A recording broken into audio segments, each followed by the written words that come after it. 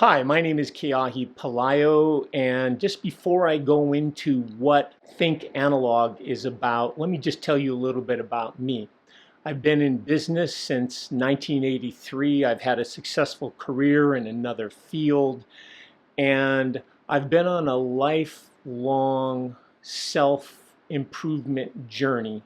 And my goal via this channel is to share with you a number of the tools that I've developed and stolen from other people, and you're welcome to steal them from me too, to better my life and to better myself, to develop myself so that I have more to offer both in the marketplace, to my family, to my community. And that's what Think Analog is about. Now, my bias is toward analog tools because I believe they're real. There's no underlying goal of the developer to get your attention or interrupt you. You buy it once and it works. You don't have to charge it. You don't have to upgrade it.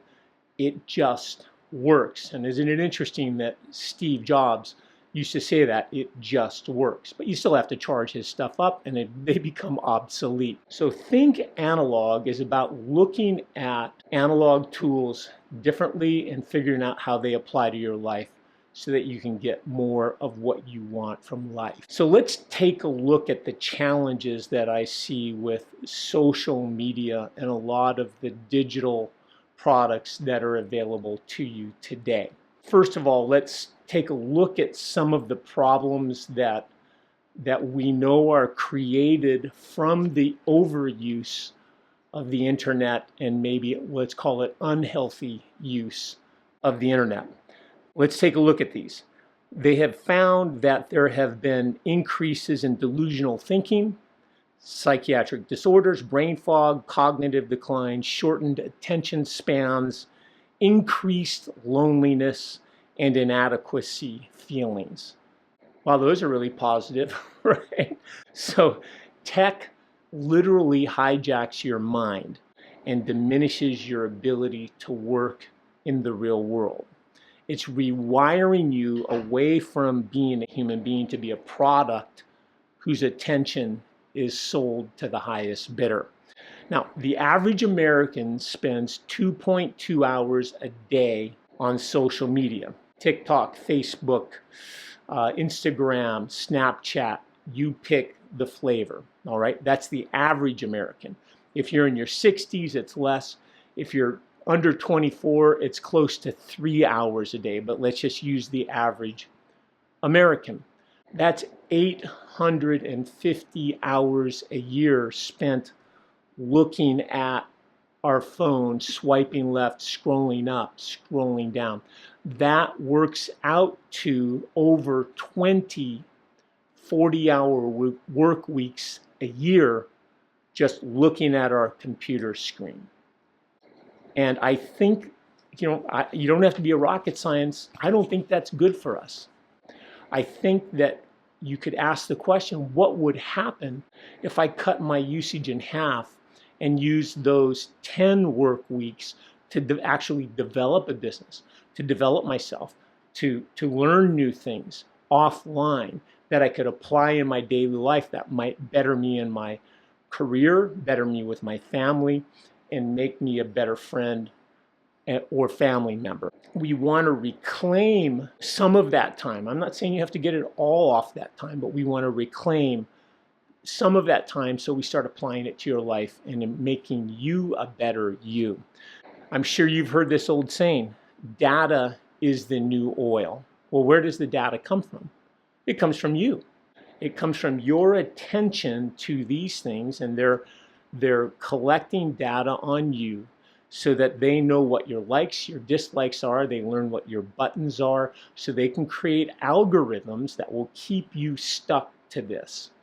That they can create algorithms when something comes up, it pops up on your phone screen, on your computer screen, and it distracts you from what you're focusing on or could or should be focusing on. I brainstormed words that related to analog versus digital, and I came up with 23 of them. Now we're only going to look at 10 of them.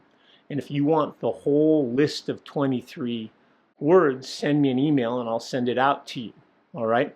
But here we go. So on my left, that's my left, your right, we're going to have the analog word, and then we're going to have the corresponding digital word. Okay, here we go. Lasting, analog. Fleeting, digital. Connection, analog. Separate, digital. Real, fake. Companionship, separation. Authentic, false. Long-term, temporary. Community, loner. Isn't it interesting how many of these people that have been assassinating people, shooters and that sort of thing, turn out to have been spending tons of time on the internet, and they're characterized as loners. Mattering, something matters. Excluding. Substance, substantive. Insignificant. Creative, uninspired. Where do you want to spend your time? What do you want to be? Which set of words should you aspire to? How Think Analog will help you. First, by opening your eyes to the fact that I think in general, we have a problem with the internet. NASA, we have a problem. If you don't understand what the problem is, you can't manage it, change it, or direct it. Now, we're not going to go cold turkey. You're not going to have to stop right now, but we want to start increasing our focus and decreasing or shrinking the amount of time we spend in social media. Second, I want to get you to answer questions about you and your life. What do you want from life? Big questions. What do you want your life to mean? What kind of husband or wife do you want to be? What kind of friend do you want to be? 15 years from now, how do you want to be living? How do you want to be remembered? Because here's the truth. We're giving up a part of our life for what we do in that day or what we do in a year. So you damn well better be getting what you want from it. But I want you to think about that, because without thinking about what's important to you and how you want to be, then the goals really don't matter. Right? But if you have that foundation, then you can pick goals and targets that are going to line up with how you want to be. Once we understand who we want to be, how we want to be, what we want to accomplish, what we want to develop, then thirdly, we need to identify specific actions that can be taken over the long term that are going to get us there. We want you to take action. It's the key. Fourth, and it's interesting, when I Googled this, it came up as some sort of religious word, but I'm not using it in that context. I'll use the word incrementalism. Now let's first start with, there is no hack. There's no shortcut. There's nothing you're going to do overnight that's going to shift your world. But if we look at life incrementally, and we take the Japanese word kaizen, which means continuous incremental improvement, right? We apply that to our life and we say we want to get a little bit better today, a little bit better tomorrow, the following day, the following day. Every year, we want to just keep getting better. If you get 1% better every day, if I said to you, could you become 1% better? Could you walk 1% further today? Could you read 1% more of a book? Could you do it? Of course you could. In a year, that's 365% improvement. So we want to think in terms of incremental change, because it's sustainable, and what's sustainable lasts. 5, write down this word, compounding. Most of you think in terms of compounding with relation to finances or money. We want our savings to compound, to grow geometrically, to compound, to earn interest on interest. Now, I believe the most important asset you have is you. And we want to think in terms of, how do we compound you? How do we build on you so that you become more in the foundation of your life and you get more of what you want, because we compound your knowledge, your habits, your traits, your characteristics, your skills.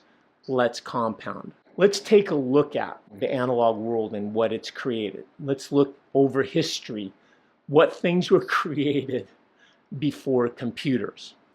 The US Constitution, the Magna Carta, the Bible, Da Vinci's design on flight were done 500 years before it actually came to fruition.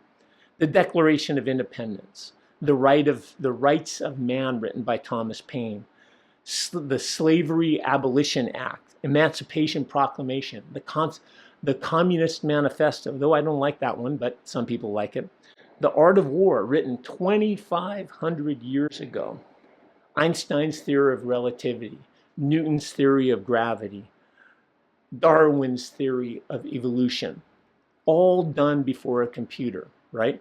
Our trip to the moon, much of it done before computers, done on slide rules, analog slide rules. It occurred to me, what would happen, or what would have happened if those great minds, Jefferson, Ben Franklin, Einstein, Darwin, Newton, if they had social media? Would they have had the time or the intellect to create the masterpieces that they created? Maybe not. Since this channel is about analog versus digital, and we're going to go focus, once we get into this, only on analog, I want to do some comparisons for you of just analog things that you can get today in your life, and it doesn't have to be these items. There are plenty that are more affordable than what I'm going to show you. But let's start with the Rolex GMT. You could buy a Rolex GMT today. This is mine, and it's what we call an automatic watch. It's really an analog watch, right? But there are no batteries. It will continue to keep time as long as I wear it. You have to clean it every 5 to 10 years, but it will keep time. Let me compare it to keeping time on my phone. It keeps fantastic time. Over the long run, it will keep better time than my Rolex GMT because it doesn't lose time because it's digital. But have you ever been on a trip and seen someone frantically running around saying, I forgot to bring my charger? Or wanting to borrow your charger because their battery's on low? Will never happen with this. And here's another thing. 10 years from now, is this still going to be functional? Probably not. This will, for sure. Will I be able to sell this for what I'm into it 10 years from now? Probably. Will I be able to sell this for what I paid for it? I'm not sure I could give it away. 20 years from now, I'm sure I could sell this for more than I paid for it. The other thing, this is what they call a Mont Blanc 149, really a fine pen. It's their flagship pen. This will continue to function as long as I put ink in it and rinse it out occasionally and don't damage it. All right, it will continue to write the rest of my life. And I could give it to my son or my daughter. They could write with it. They take care of it. They could give it to their kids. If I keep notes on this or write a letter on this or write an email on this and you get an electrical burp, all the information could be gone. I can tell you truthfully, my son, who is an engineer, took all of his notes on an iPad with a stylus. And after he went into the engineering field, he said, you know, Dad, I wish I would have done it in a journal on paper. And I said, why? And he said, because he had to upgrade the software that held the information. When he upgraded it, all of the information was lost. Wow. I have pens from 30 years ago. I have my journals from 1989 when I started journaling, and they will be around for a long, long, long, long time. And guess what? The cost of them compared to the digital world, far less too. This is my Bible. I've had it for 16 years. I read it most days, and I make a little note on the date that I did the reading in that section. I've read it over and over again. I could download it on my iPhone or on my iPad, which I have. I'm not a Luddite, right? And this will probably last me the rest of my life. I could give it to my children, and they may be able to pass it on to their children.